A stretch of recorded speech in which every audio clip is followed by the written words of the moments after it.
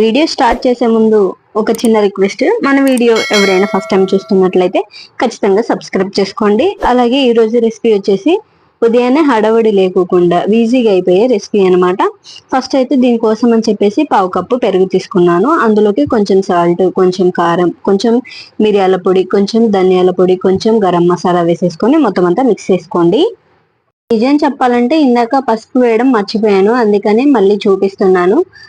అది మిస్ అయిందని చెప్పి మళ్ళీ చెప్పడం ఎందుకులే అని వేసేది మరీ చూపిస్తున్నాను. ఇదంతా మొత్తం అంతా కలిపేసుకొని పక్క పెట్టేసుకోండి. ఇప్పుడు ఒక కడాయి తీసుకొని స్టవ్ వెలిగించేసి అందులోకి సరిపడా ఆయిల్ వేసేసుకొని కొంచెం జీలకర్ర, 2 బిర్యానీ ఆకులు, కొంచెం జీడిపప్పు, అలాగే సన్నగా తరిమి పెట్టుకున్న ఆనియన్, పచ్చిమిర్చి, క్యారెట్ ముక్కలు మొత్తం అంతా వేసేసుకొని ఒకసారి కలిపేసుకోండి.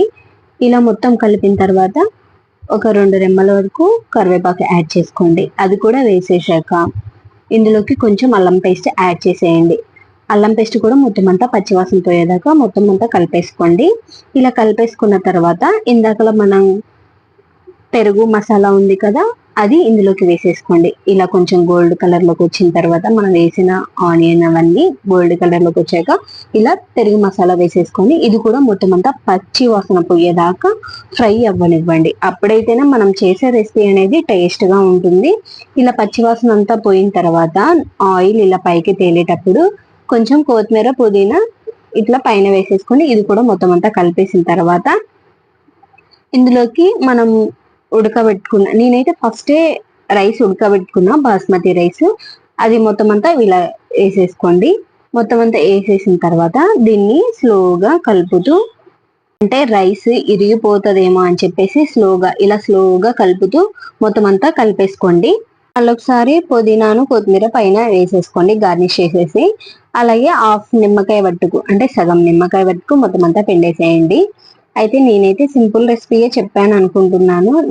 వీడియో నచ్చితే మీరు కూడా ట్రై చేయండి. సింపుల్ అనిపిస్తే అంతే. ఇంకా ఉదయాన్నే పిల్లల లంచ్ బాక్స్ లో కానీ పెద్దవాళ్ళ లంచ్ బాక్స్ లో కానీ ఇలా ఈజీగా క్విక్ గా అయిపోయే రెసిపీ అని నేను అనుకుంటున్నాను. మీకు కూడా అందుకే షేర్ చేస్తున్నాను.